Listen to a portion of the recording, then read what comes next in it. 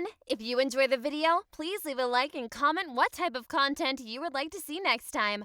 Also, only a small percentage of people that watch my videos are actually subscribed. So if you end up liking the video, consider subscribing. Check out the Patreon in the video description for more stories by my team. Enjoy the video! The biggest party of the year was always hosted by Delta Gamma. The ratio of girls to guys was something like 10-1. In Jason's freshman and sophomore year, he wasn't able to get on the approved guy list, and this year would likely be no different. He was envious of my two best friends, Rhea and Alexa. They were the same year as him and had gotten into the party the last 2 years. Throughout the year, they would tell Jason the crazy stories from that party and how good it was. Jason got fed up and one day complained to them how it was so unfair that he will probably never get to experience the party. Rhea and Alexa agreed with him that it was unfair, but said that was just how college was. There was an awkward silence and Rhea said she had an idea for how to get Jason in. Jason asked how. Rhea said she will work out all the details, she just asked him to promise that he would be down to do something crazy to get in. Jason badly wanted to go and said he was willing to do whatever to get in. Rhea made Jason pinky promise that he would be committed no matter what the idea was. Jason agreed as long as no one would be hurt. Rhea laughed and said yes, of course.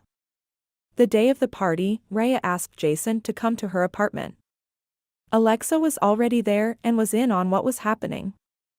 Rhea took Jason to her bathroom and stood there while Jason looked at all the items on the counter.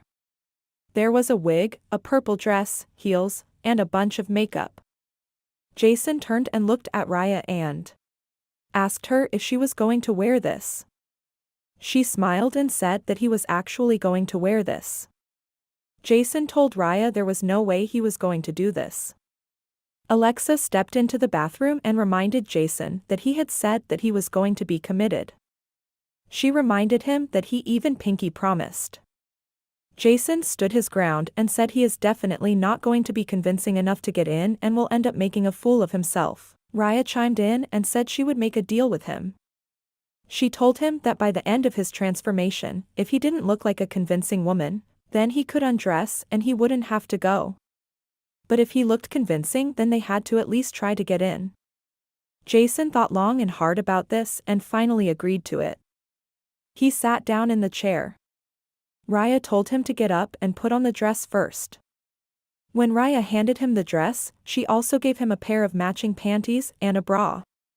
Rhea told him that the dress would look a lot better on him if he wore these. Jason was going to refuse again, but decided he might as well go along with it. Rhea and Alexa left the bathroom and Jason changed. He called them to come back in once he was done changing. They did and burst out in laughter when they saw Jason.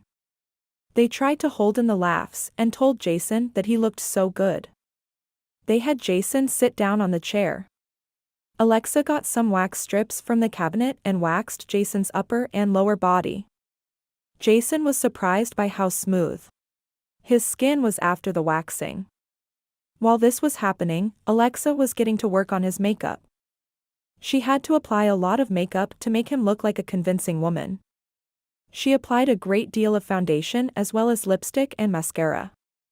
Jason had short hair, so there was no need for him to wear a hair cap. Alexa lifted the brown wig over his head and it took a while to adjust it so that it looked real. Alexa told Jason that his was a very expensive wig, so he better not mess it up since they would be returning it after the night. Once the wig was secured, Rhea painted Jason's nails off white. Alexa gave Jason some jewelry that he could borrow. She again reminded him to be careful with her stuff. Rhea let Jason borrow her heels since her and Jason were roughly the same shoe size. Once everything had been put on, Jason looked completely like a woman. Even he was surprised how feminine he looked when he glanced in the mirror. Looks like he would be going to the party after all. The transformation had taken a few hours and the party had just begun. Riot gave Jason a 5-minute heel walking lesson and helped him try to speak more feminine. Rhea and Alexa quickly got ready while Jason patiently waited on the couch. At around 11 p.m., they walked out of the apartment and began making their way to the party. It was a cold night and wearing a dress didn't provide much warmth. Jason remarked about how cold it was and Raya said that he should stop complaining and take it like a man. Hay walked off campus and to the sorority house. There was a bouncer at the front that was checking all of the guys' IDs. There was a long line for the guys, but no line for the girls. Out of instinct, Jason made his way to the guys' line. Raya quickly grabbed him and told him to stop acting suspicious. They made their way to the front of the line and waited for the bouncer to give them the go-ahead. The bouncer glanced at them and complimented Jason on his jewelry. Jason smiled. He was way too afraid to say anything. They entered the party and it was amazing. The house was massive and the ceilings were high. There were balconies overlooking the main dance area and massive Roman pillars in the corners of the room. There were a few men in suits walking around serving food. Jason had never seen anything like this at a sorority party before. The three of them made their way to the dance floor and began dancing. All of the sorority girls were wearing white dresses while everyone else was instructed to wear dark colors. The sorority girls looked amazing and were some of the most beautiful girls that Jason had ever seen. He felt intimidated by them. All three of them began drinking and enjoying the party.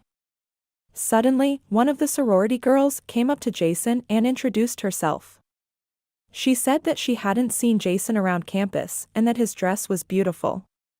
Jason giggled and just smiled. The sorority girl asked him what sorority he was in. He said Chi Omega in his most girly voice. The sorority girl made a suspicious friend and called for another girl to come over. The other girl introduced herself and the original girl asked her if Jason was in Chi Omega. She shook her head and danced off. The original girl asked Jason for his name. Jason tried to say Sarah in his most girly voice. At this point, Jason saw that she knew that he was a guy. She grabbed Jason by his arm and pulled him off the dance floor. Jason looked around and couldn't see Raya or Alexa. The girl told a few other sorority girls what was going on and they surrounded Jason. They took him out of the main room and down a long hall. Jason was ushered into a bedroom. The door was locked behind them. There were 4 girls and the one who initially talked to Jason introduced herself as Sarah. She demanded to know how he got into the party. He explained that the bouncer let him in. She looked angry and asked for his real full name. He said it. She then paused for a minute and said that sounded familiar. He could see her mood changing from angry to amused. She looked him up on IG and whispered something to the other girls. The other girls unlocked the door and left. Sarah locked the door behind him.